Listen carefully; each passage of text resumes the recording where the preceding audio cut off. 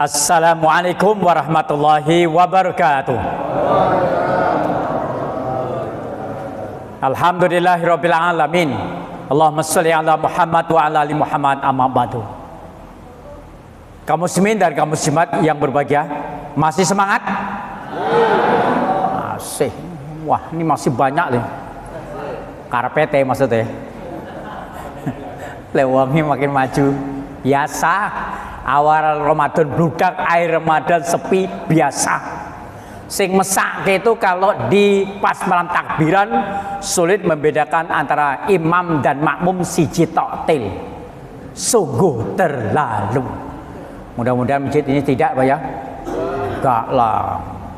Wis apik masjid AC. Dulu AJ, sekarang AC. Dulu kan AJ, angin jendela.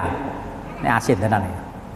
Baik Bapak Ibu sekalian, untuk memberikan motivasi semangat terus sampai di penghujung Ramadan kelak, bahkan sampai akhir hayat kelak, maka tema kita pada malam hari ini dengan judul Semangat Beribadah. Kemarin Jumatan sudah saya sampaikan tentang semangat kita untuk memegang teguh apa yang jadi fatwa dari Majelis Ulama Indonesia. Nah, sekarang kita punya semangat untuk beribadah dengan sungguh-sungguh, mengamalkan firman Allah di surah Al-Baqarah ayat 148 di tengah-tengah yang berbunyi, semua orang tahu, fastabiqul khairat. Fastabiqul khairat. Berlomba-lombalah dalam kebajikan. Maknanya kita terhadap ibadah pada Allah jangan menggunakan ilmu undur-undur nanti-nanti, ora kepenak perkewuh, enggak. Tetapi untuk urusan dunia kita mestinya ngalah tapi akan menang. Nah gitu loh. Prinsip sana, mundur satu langkah nanti akan maju 100 langkah. Itu prinsip. Kayak gitu Pak. Kalau dagang tuh misalnya toko-toko bikin diskon kan rugi toh, rugi saja nih. Tapi dengan adanya diskon itu, maka pembeli pelanggan akan makin banyak, makin senang. Dengan banyaknya pembeli kan semakin ekonominya kan bergerak di perusahaan tersebut dan berakibat keuntungan semakin banyak. Nah itu loh. Sedangkan dalam urusan ibadah kita harus berlomba. Jangan mundur-mundur. Gak usah pakai wah ra kepenak, raina, le raina ini muntah wae. Mau contoh ya? Kita kok nggak semangat ya? Rebutan tuh soft pertama tuh. Ada apa? Pak takon, Mak, nang kene lo granat Pak. Ora ono aja. Aku dok wedi. Ada apa? Ada yang melarang? Aduh Pak, kan kalau di belakang imam tuh kan orangnya tuh lebih paham. Oke, kalau begitu saya tanya, di dalam jamaah masjid ada nggak seleksi makmum? Tidak ada. Nah, kok deweti? Nah, kan gitu loh. Jangan sampai suatu saat di belakang imam cacili protes. Tapi mengapa kita tidak mau? Nah ini berarti mental kita. Oleh karena itu, yuk semangat. Oh no dong. Ini ya, ini semangat beribadah Pak. Mula saya itu setiap saat itu ya ceramah, ya semangat, ya ibadah semangat itu. Tetapi sekali lagi, karena saya itu datang di sini sebagai tamu, saya tidak boleh teranyaan langsung maju. Karena tidak dipersilahkan oleh imam tetapnya. Nah itu loh Pak. Kecuali di dalam pemberitahuan tuh ada informasi ya manut sebenarnya ya etikanya kalau dipersilakan maju. Tapi kalau menempati soft pertama, Nabi mengatakan seandainya kamu mengetahui keutamaan soft pertama, tentu kamu akan memperolehnya sekalipun diundi. Nah, itu loh, sampai begitu aja sama. Lek perlu kalau bahasa kita caci lek hom pimpa CJDW menang, itu loh. Kowe kalah mundur.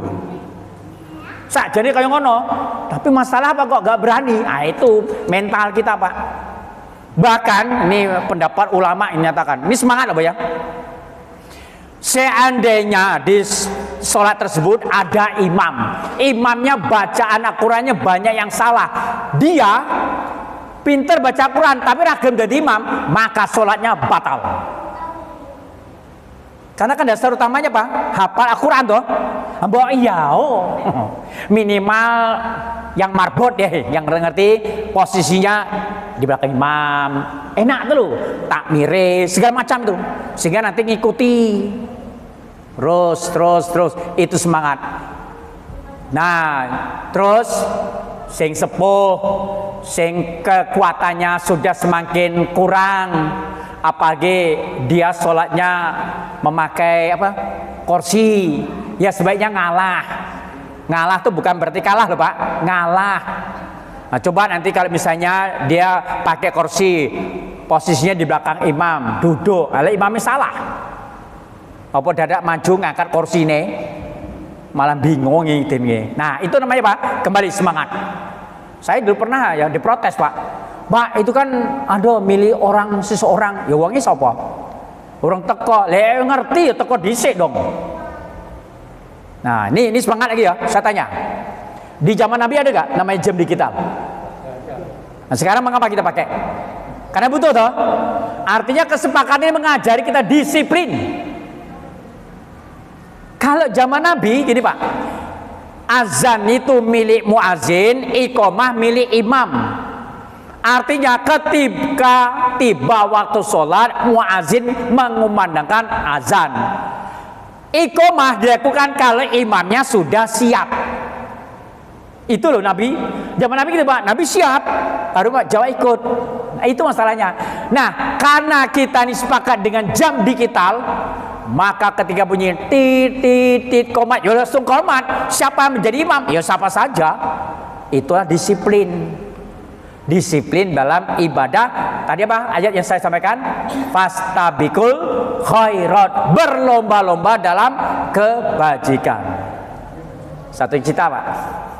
Ini masjidku ya. Zaman biyen itu kan saya mulang TPA. Sampai sekarang saya bangga menjadi dosen TPA. Ustaz kita cilik dosen mantep. Mau ya sore terus mulang anak-anak TPA. Pokoknya senengke. Pokoknya saya itu mulang ngaji itu mulai dari taman kanak-kanak sampai taman kawak-kawak. Wis pokoknya caranya sesuai dengan audiennya. Nah tadi kan anak-anak itu sudah saya mulai dari SD sampai SMP sudah saya kasihkan ilmunya tentang pengaturan shaf dan sholat berjamaah, dan anak punya kemampuan. Maka ketika iqomah itu Allahu Akbar, saya langsung di belakang posisi imam. Anak-anak langsung menata shaf, gini posisinya, tinggi gitu SMP, nggak tahu ilmunya. Makin ke samping, makin rendah kemampuannya. Karena dia pahami, Allahu Akbar, langsung berdiri, tek. Pas wis toto kaya ngono, ujuk-ujuk datang orang tua, ngusir, cah cilik minggir. Anak nyauri, kok diusir? Wis cilik to. Nah, salahe sing gedhe kok tekone telat. Meneng tadi itu. Terus jawab ya anakku, Pak. Tak ajak kendel. Ya itulah kalau kita misalnya mau depan, ayo contoh dong kita menempati dulu di tempat yang semestinya. Di antara saya ngikuti pengajian, kan saya maghrib isya tuh selalu ngaji muter antar masjid. Ya pokoknya paling jauh tuh masjid Baitur Rahman, Sukoharjo, Condong Catur. Itu malam Senin atau juga malam Rabu muter. Nah kalau malam Senin itu putarannya juga saya ke masjid Pogung Dalangan, pisang-pisang Pak ya, yang ustadznya Amin Nur Bait.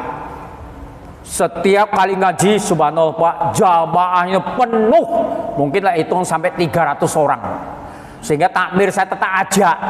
Ba'da sholat saya ngaji itu saya tanya kemana, Pak gimana tanggapannya? Masya Allah Pak Gani, Arab selonjore raiso.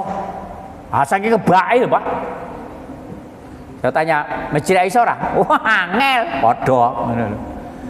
Yang saya maksud ini Pak, di sana ketika 1 menit menjelang iqamah, jamnya gede Pak, apa-apa tuh. Langsung jamaah tuh berdiri menata shaf. Kayak mau rebutan tuh Pak. Mungkin Bapak-bapak yang pernah melaksanakan umrah haji akan merasakan tuh bagaimana orang berlomba-lomba menempatkan shaf pertama dulu. Betul nggak? Saya ngerti, saya urung angkat ya orang ngerti. Itu Pak, berlomba-lomba betul.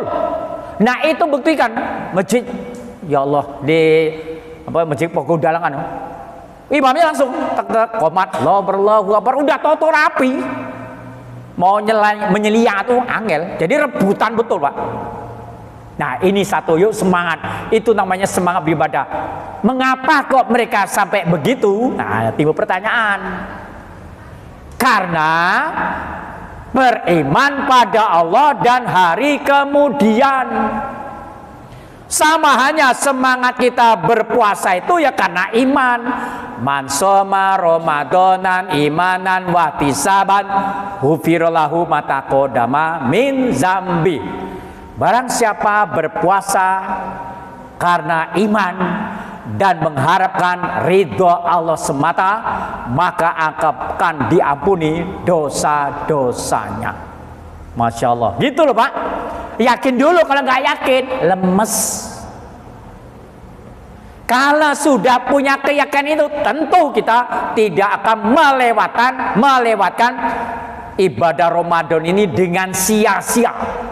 Kalau dasar sana, tapi kalau dasarnya ikut-ikutan, ya wes. Ya kayak pertandingan itu 10 hari pertama seperti pertandingan babak penyisihan. Yang merasa orang-orang Islam berangkat ke masjid izin. Nah, aku Islam orang tahu sholat. Bisa-bisa nyicipi suasana taraweh. Memasuki 10 hari kedua babak semifinal. Nah, yang tidak betah mundur teratur, tereliminasi dengan sendirinya. Nanti memasuki 10 hari ketiga babak final. Babak final tinggal berapa Pak? Kalau dalam pertandingan tuh final tuh berapa? 2 Pak? Betul nggak? Siapa ya? Yaitu jamaah laki-laki, jamaah perempuan, kan 2. Nah kalau nggak betah lagi selesai Ramadan babak belur. Oh tenan ya konyol. Tapi kalau yang betah, rayanya Lailatul Qadar. Nanti akan dibuktikannya selesai Ramadan, semangat ibadahnya tidak pernah kendur, tidak pernah luntur. Apapun omelan orang, apapun godaan orang, dia menggunakan ilmu cuek is the best. Biarkan anjing menggonggong, lek dicokot sakit. Ini semangat Pak, semangat beribadah. Hadirin yang berbahagia, untuk menimbulkan semangat, iki ngenten Jabira mah mbok dikandani. Rampung Jabira lho. Wes suwen. Untuk menimbulkan semangat ibadah, miliki 2 modal. Modal pertama, kemauan. Modal kedua, kemampuan. Saya tanya, mana utama antara kemauan dan kemampuan? Mana yang dipilih? Kemauan, betul. Kalau nggak ada kemauan, wegah nama masjid ini, tenang. Karena kemauan tinggi itulah, maka kita punya optimis sampai hari ini betah ke dalam masjid. Nah, kemauan ini didorong oleh kemampuan, tetapi kemampuan belum menjadi jaminan dia mau. Belum jaminan, tetapi sebagai faktor penunjang. Punya mata, punya telinga, punya mulut, itu penunjang, bukan utama. Kenapa? Masih banyak saudara kita yang cacat tapi bisa sergap ibadah masjid toh? Tapi sebaliknya ada orang yang gagah perkasa, ganteng, kaya, nang masjid krungu azan kaya krungu petir. Ya kenapa? Nggak ada kemauan. Nah kemauan itu tadi dasarnya apa? Beriman pada Allah. Nah kalau sudah beriman pada Allah, tentu ketika dia beramal terus akan timbul rasa ikhlas. Nah keikhlasan itu akan ditunjukkan dengan rasa senang. Kowe nandi senenge sholat. Arep nang ndi? Ngaji. Ya seneng tau dia. Nah, saya tanya Pak, saya kan tinggalnya di Langasari, Bung Langasari itu loh. Itu tiap hari ada mancing. 1 jam urung entuk, sabar. Tinteni. 2 jam ora entuk, urung entuk, sabar.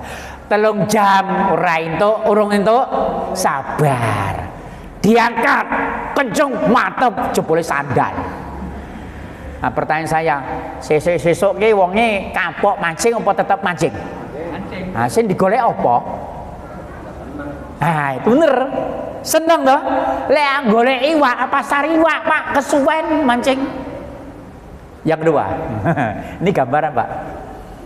Ada orang hobinya manjat gunung, Gunung Merbabu, Gunung Merapi. Kalau saya cukup Gunung Ketur saja. Cerak. Walaupun sudah kena musibah, ada kecelakaan, meninggal dunia, ya ora kapok-kapok sing menek gunung lho. Hasil digolek apa? Ayo, apa? Cuma satu, seneng. Nah, oleh karena itu, mari semangat dia itu kita ambil untuk senang beribadah di dalam masjid. Nah, itu saya berikan motivasi semangat untuk beribadah kepada Allah SWT dengan sebaik-baiknya. Sebagai ungkapan terakhir, sebuah cerita. Nah, cerita Pak, anekdot begini. Di suatu perusahaan kontraktor bangun rumah, seorang pejabat ini atau karyawan ini akan pensiun di usianya 58 tahun. Ketika usianya 57 tahun, dia akan menjalani masa bebas tugas seperti biasanya. Namun oleh bosnya itu dia dipanggil, Pak, ini sebagai Pak, sebagai karya mohon Pak, Bapak membuat sebuah karya rumah yang paling indah, paling istimewa. Padahal sumnya waktu dia berkarya tuh mulai dari harga 100 juta dengan tanahnya sampai 20 miliar laku laris. Karena karyanya dijamin. Nah, sekarang menjelang dia tuh masa pensiun, dia ketika masa bebas tugas, malah dia diberi tugas oleh direkturnya. Apa jawabnya? Ah, bos gimana? Saya kan mau pensiun. Masa dikasih tugas? Tuh lian-liannya nggak dikasih. Kok saya dikasih? Gimana sih bos? Apa jawab bos? Enggak Pak, khusus Bapak saya beri tugas untuk bikin karya yang terindah, yang termegah, buat Pak, buat. Kira-kira tanggapan Bapak itu bos senang apa wegah? Wegah. Akhirnya apa? Karena wegah tuh ya ditompo. Akhirnya dikerjanya ya sak selone, sak isone, sak karepe, sak dadine. Wes. Tibalah selesai bangunan pas dengan akhir masa pensiunnya setahun. Diadakan acara di rumah karyanya. Semuanya kumpul, kolega-koleganya kumpul. Kemudian bapak ini dipanggil oleh direkturnya, Pak, atas nama perusahaan kami ucapkan terima kasih dan terimalah ini kunci rumah yang bapak bangun terakhir kalinya. Kira-kira si bapak ki nampa kunci omah kuwi gelo apa lega? Gelo. Aku gelo. Kenapa? Karena dia tidak membayangkan toh akan mendapatkan rumah itu, lek ngerti. Wah, cetok. Makna dari ceritanya Pak, begitulah besok kita terhadap Ramadan. Kita berangkat apa? Akan mendapatkan Lailatul Qadar atau Lailatul Ambiar. Mari kita karyakan dari sekarang. Mari kita tingkatkan ibadah kita. Mari kita berlomba untuk kebaikan. Mari semangat kita beribadah. Namun itu semuanya tidak segampang membalikkan telapak tangan. Karena istiqomah itu berat. Yang ringan adalah istirahat. Nah, apa itu tantangan dan godaan? Insya Allah lain waktu kita lanjut kembali. Demikian yang dapat saya sampaikan, semoga bermanfaat adanya. Billahi taufik wa hidayah. Assalamualaikum warahmatullahi wabarakatuh.